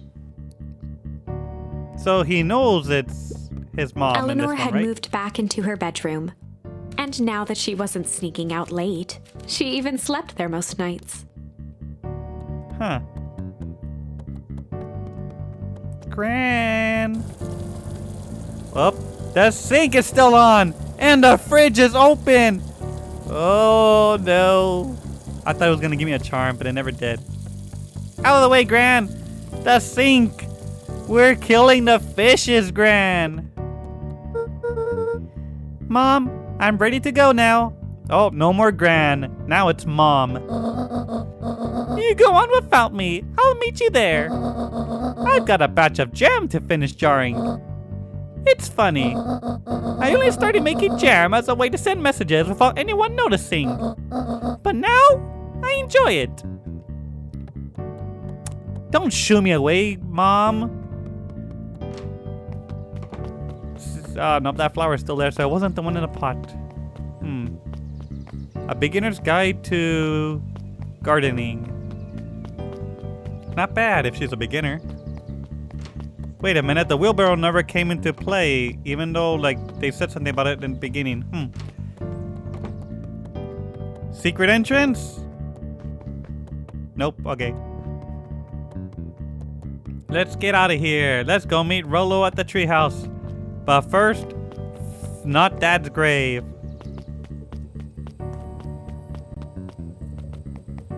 And the grave is gone. At least he still has the tree. I don't know how they managed to move a tree like that. One last sneeze for the road. Hey, Roxy. Ooh, plants. I heard you and Rolly have big plans for that little treehouse. Yeah, it started getting crowded after we revoked the max capacity 1 Rollo, 1 Luca rule. So we decided to expand. But at least we've got some help with that. How's the internship at Nellie and Ilona's shop going? It's been great. I'm hoping it gets me into the School of Agriculture at State. Also, Nellie said she'd write a letter of recommendation, which would be huge. I just can't help but worry about leaving Rolo. He's grown up so fast, but he's still my little brother. Yeah, he had a heck of a growth spurt. Wink, wink. I don't just mean grown literally. This morning he was up and finished his chores before I even had breakfast. Or should I say, breakfast. Well, some of that might be his excitement about the treehouse renovations. Don't tell him this, kid, it'll go to his head. But I'm proud of that little punk. I'm sure he feels the same way, but he's just too dang proud to tell you. I know. Aww. Hug. Can I go out? Nope. Never been able to see outside of Beacon Pines except for like where the source is, which is the real Beacon Pine. Hey, Gus. Hey, Gus. How's the tree planting going? Ooh, he's happy. I gotta sound happy. Couldn't be better. I'm so grateful to Alona and Nellie for letting me help. I just wasn't built to be a mayor. Too much bureaucracy. Gus, we finished cleaning up the sidewalks. What's next? When Perennial Harvest collapsed, most of the clipboards skipped town. So they weren't clones. Huh. But some stuck around and dedicated themselves to making things right.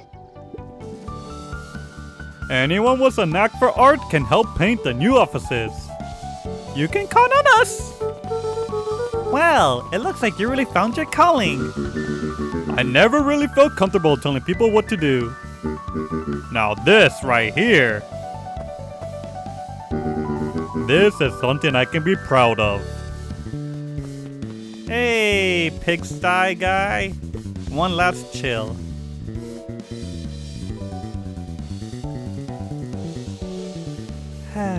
Okay. Are you gonna be happy? How's the napping going this morning?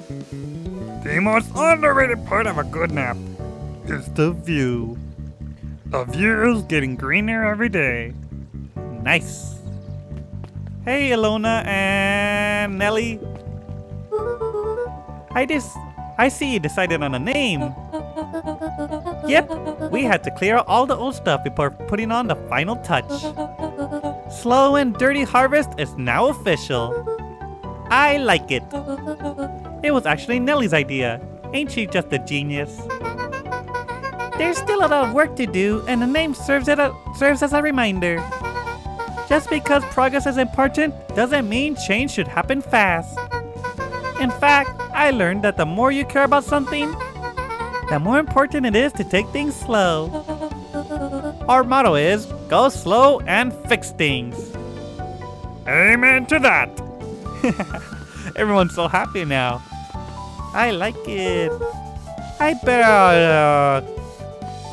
better not dilly-dally, gotta get to a treehouse. I want to see everybody be happy, but okay. Hey, I forget your name. Luca, get this. I managed to reel in an actual fish this morning. Seriously?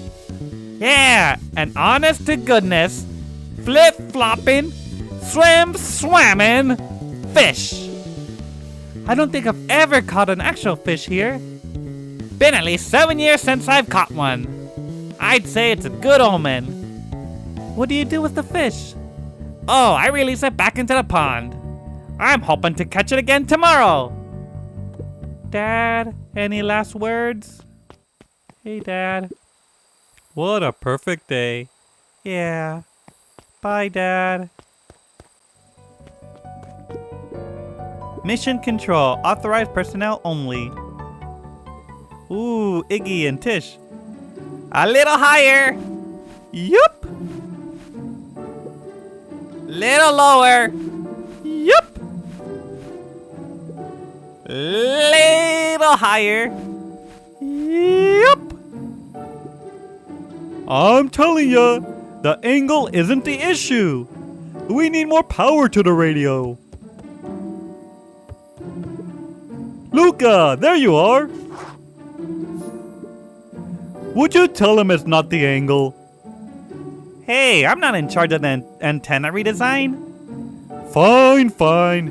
Iggy, just don't do anything drastic until we get back. Who, me? Tish, you're in charge while I'm gone. Yup. They'll be fine, right? It'll be fine. If we really want mission control to turn into something bigger and better, we have to loosen our grip a bit. You're right. Lead the way. Check in with Beck at her house. Oh, so now we can go that way. Hey, Tish. Be careful, Iggy. You don't want to fall. Fall hard. You know, like in a deep hole and have fireworks go off and stuff. You know. Okay, I guess there's nothing else to see new. Let's keep going. Bye, Tish and Iggy. Bye, whatever your name was. Bye, Gus. Bye, whatever your name was. Bye, Nelly. Bye, Alona.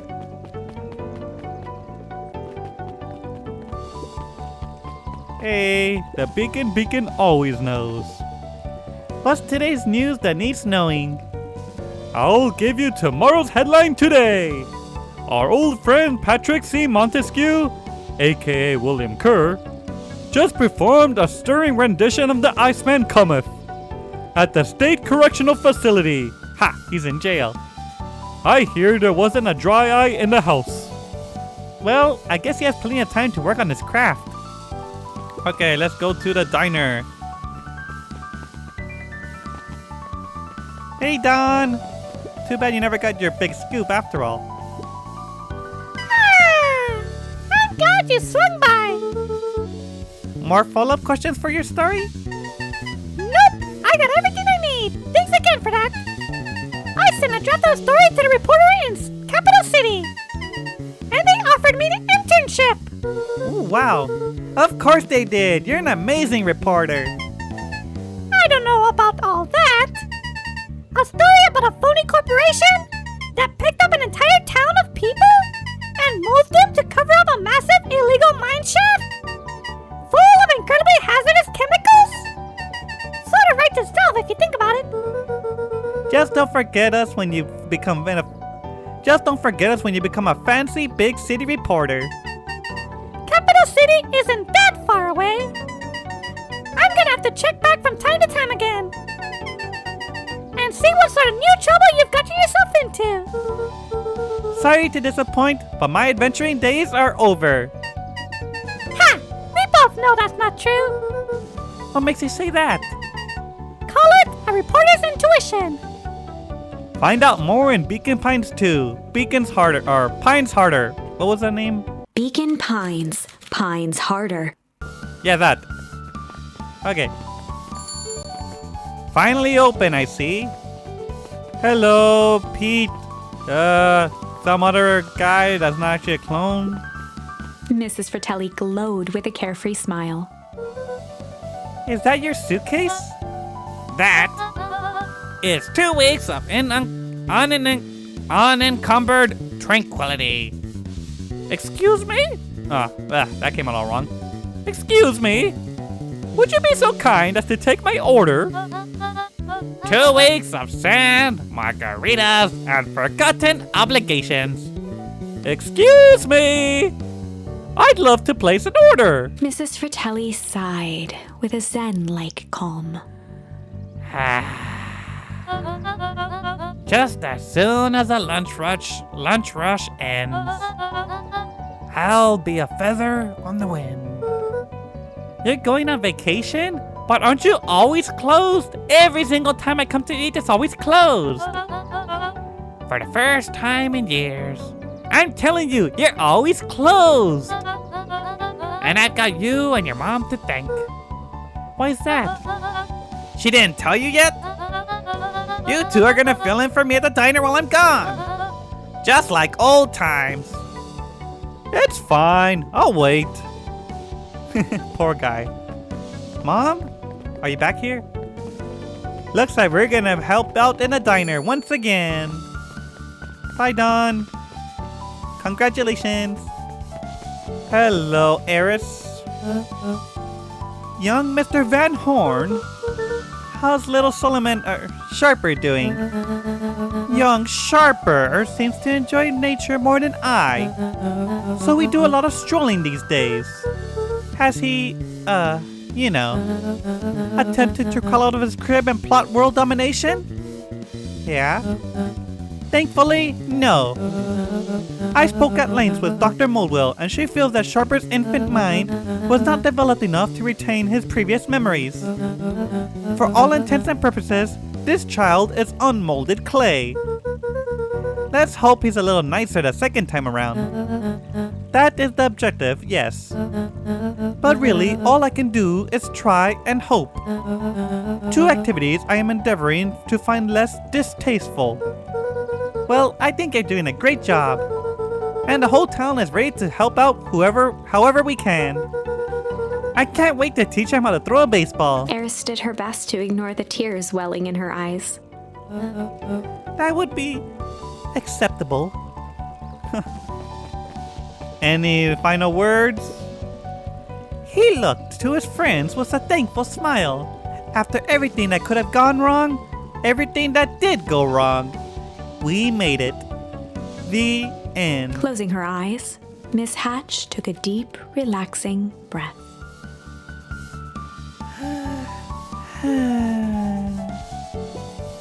Oh, hello, Luca. How are you? Really good, actually. That's wonderful. Did I miss anything? I think you're pretty much up to speed. Yep, she knew everything that was going on. Let's see. Ship. Wait a minute, why are you by yourself? Luca, did you want a biscuit? On the house. I don't really have time. Zariel, you gotta come and see this. I finally did it. I pulled the perfect espresso. Ah, Lumi! Kiss! If I didn't know any better, I would think you're proud of something.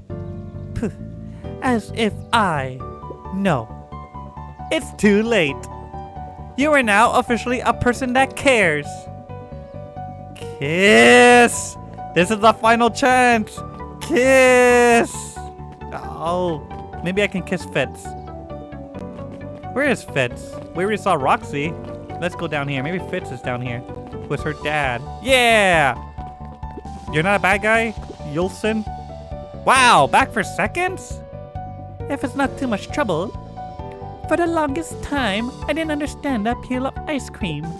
It serves no purpose, other than to be briefly enjoyed and then it's gone. But it's pretty tasty while it lasts. I'm inclined to agree. Huh. Ice cream is the best. I love ice cream so much. It's my favorite dessert. Before I talk to Fitz, I'm gonna talk to this weirdo. Luca, can I interest you in a delicious apple? He playfully waggled an apple. No thanks, just saying hello. Well, hello then. Mind telling your mom we need a new creative jam?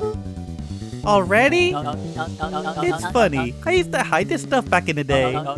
Terrified that someone will find out about our secret messages. Now everyone wants to get their hands on Eleanor Van Horn's famous spy jam. Up? Hey, Fitz. Hey, Luca, can you tell Roxy I'll be free in an hour? Sure thing. My dad's making me stock the shelves for summer. He said it builds character. I think he meant to say it builds calluses. Builds character!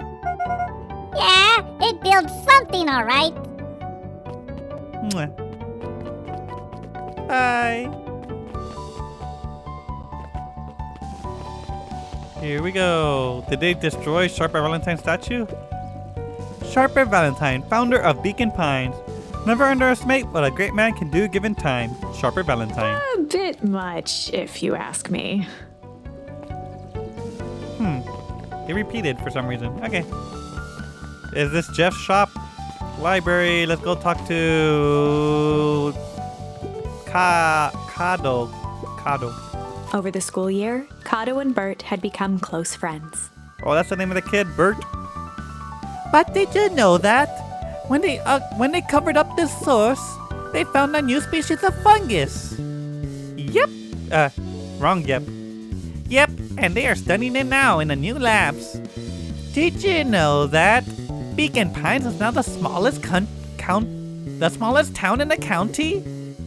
Yep, close to the population before Perennial Harvest moved in. It typically went on like this for quite some time.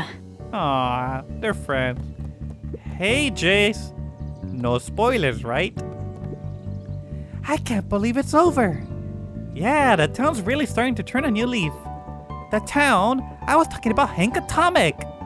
I just finished the last issue. How was it? As great as always. Hank finally returned to Earth. But it just feels weird now. Weird can be cool. It just means you're ready for something new. Any suggestions? You could ask Mrs. Hatch about what she's always reading. She seems to really enjoy it. Huh, maybe I'll do that. Come on, Rolo. Let's go talk to Piper.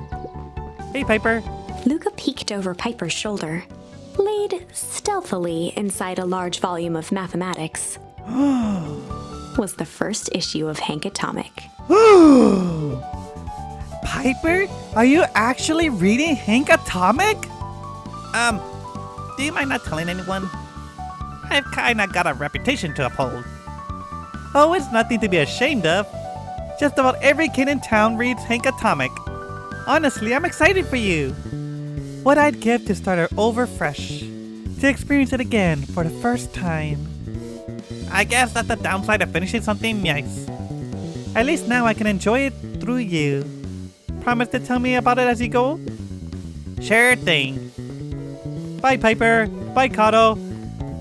Bye, Jace. Bye, Bert.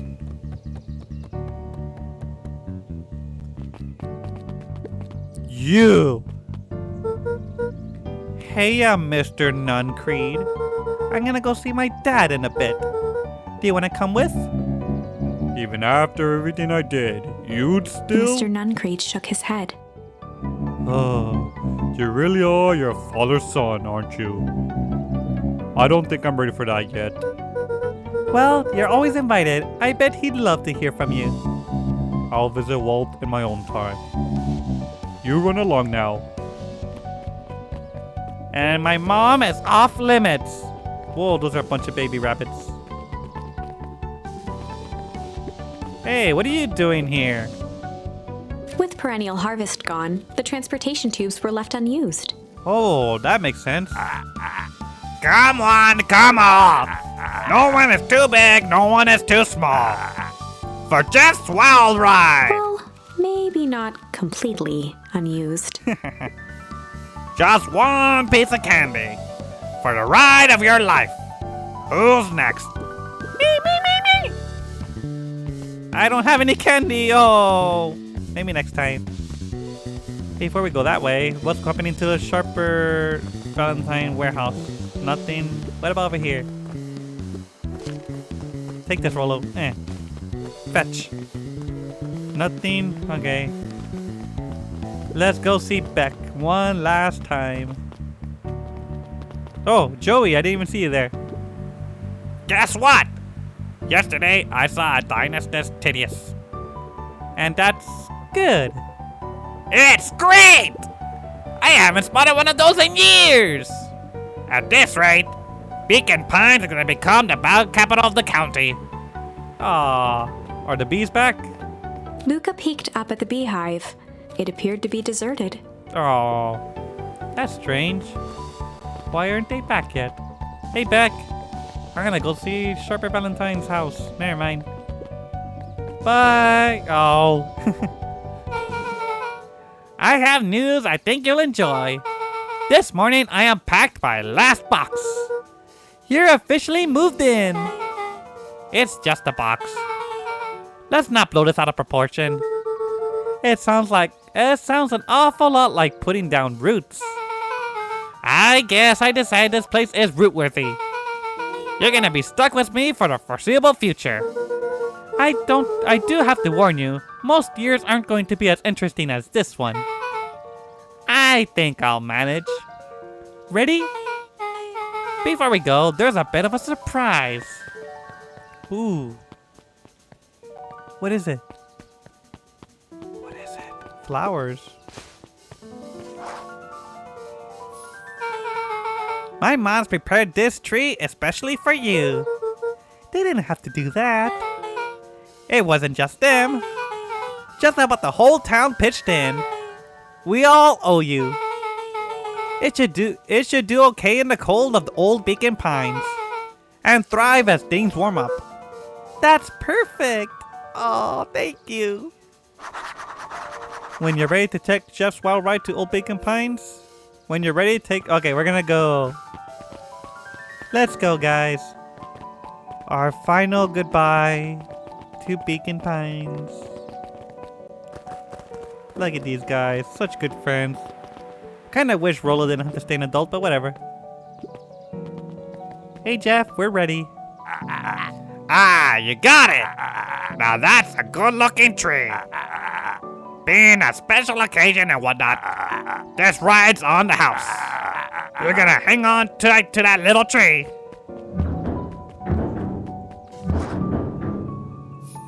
Off we go.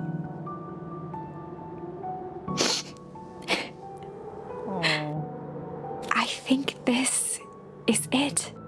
The end I've been waiting for. This is it, guys. Honestly, I'd begun to lose hope of ever finding it. But then you came along. I don't know exactly how to thank you. It's hard to explain how much this means to me. It's funny, now that our time together is finally ending. I'm at a loss for words. Let's just watch the end together. Alright, let's do this. Done. A good little tree. The best little tree. Thank you, children. This means a lot. Yeah, thanks for everything. Shucks, I only did what any super awesome best buddy would have done. We should probably give you some time alone now. You good? Yeah, I am. It's been a wild year. How are you feeling? Everyone keeps asking me about that. I'm fine, really. Pa always says the only thing fitter than a fiddle is a cello. I feel like a dang cello. Well, if you ever stop feeling like a cello, I'm here for you. I know. You don't even have to say it. You two make an awesome pair. Excuse me? We're a trio now. Yep. Thanks. There's just one thing missing now that you're part of our group. Missing? Let me tell you a little story about a man named Hank Atomic.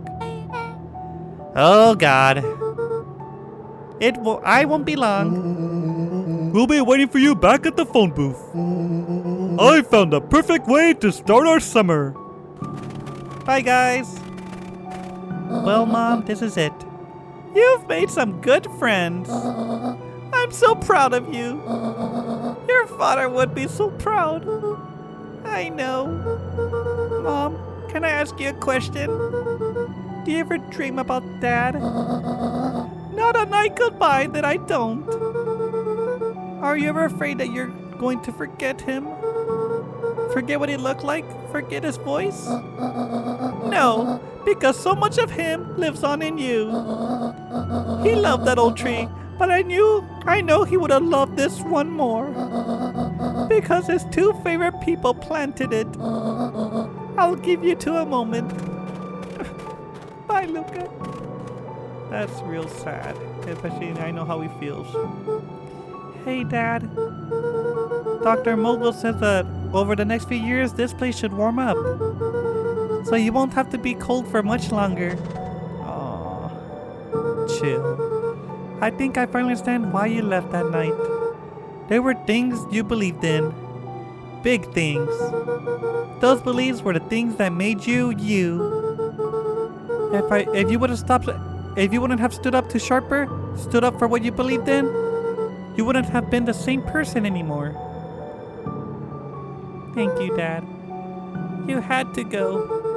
But that didn't mean you loved us any less.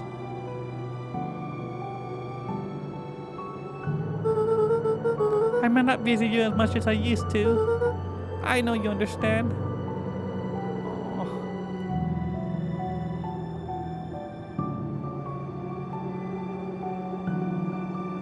The end.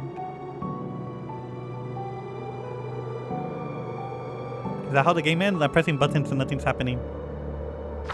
There we go.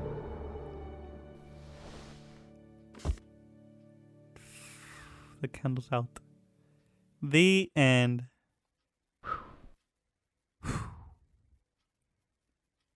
Awesome. Awesome game. Good job, Matt Meyer.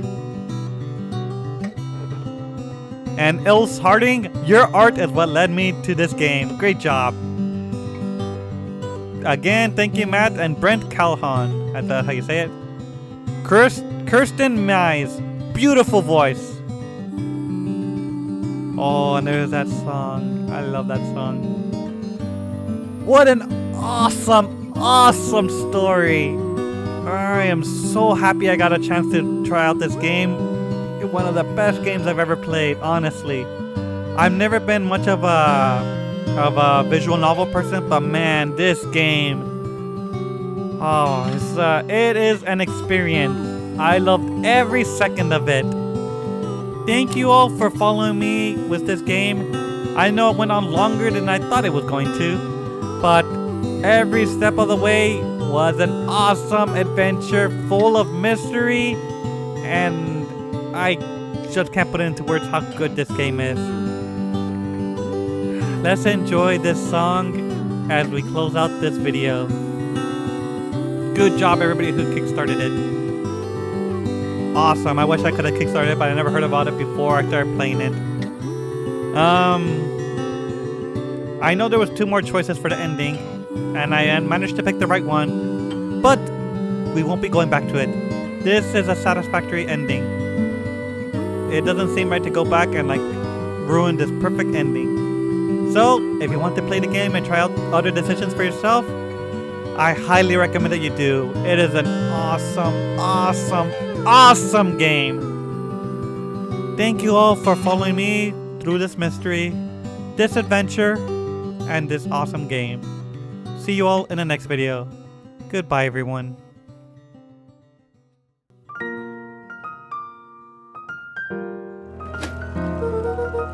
Make a break for it! Ah! Did that little shit just kick me?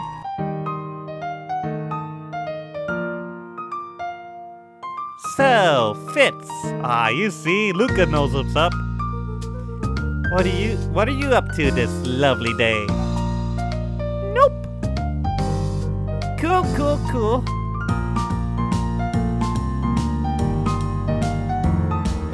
What did I tell you before? When some jerk comes at you acting like a horse's ass? I should stand up for myself. Hell yeah! So, Eros was forced to take care of him. Yep, or she would have lost everything.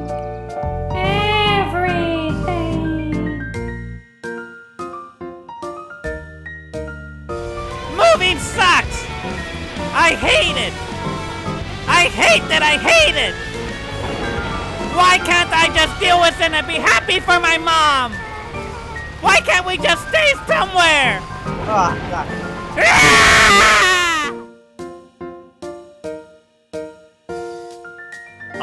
Yes! You've called upon my expert detective skills. And now I shall proceed with... Before he could finish, Lucas scrambled up Rolo's back. What the... Hey! Hey! This isn't my idea of detective work! Every squad needs a good lockpick. And every good lockpick needs a sturdy head to sit on. This is beneath my standing! No touching. Oh shoot! I didn't know he was gonna talk. I thought he was gonna talk about it. Whoops.